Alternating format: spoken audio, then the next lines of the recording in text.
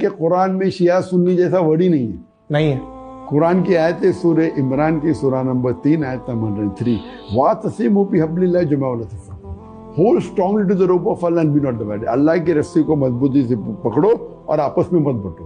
اللہ کی رسی قرآن حدیث ہے. تو میرا مقصد رہا کہ جتنی بھی مسلمان میں فرقے ہیں، کوئی فرقے میں کافی قریب ہے، کوئی دور ہے، کوئی قرآن حدیث سے دور ہے، سب مسلمان کو جڑنا چاہیے قرآن حدیث میں. یہ بیسٹ ہے. اور جتنے فرقے ہیں اس کو آپ آگ نہیں لگانا چاہیے. اسی لیے آپ پوچھیں کہ میں کون ہوں، میں بولوں گا مسلم ہوں. میں کون ہوں؟ میں شافعی ہوں، حنبلی ہوں، مالکی ہوں، شیعہ ہوں، سنی ہوں، حنبلی ہوں، کیا ہے جماعت اسلام. قال اننی من المسلمین. اللہ کہتے ہیں قرآن میں اپنے آپ کو مسلم کہو. کئی بار ہے، 10 بار سے زیادہ. قرآن میں کہا نہیں کہ اپنے آپ کو سلفی کہو یا اپنے آپ کو بریلوی کہو یا دیوبندی کہو یا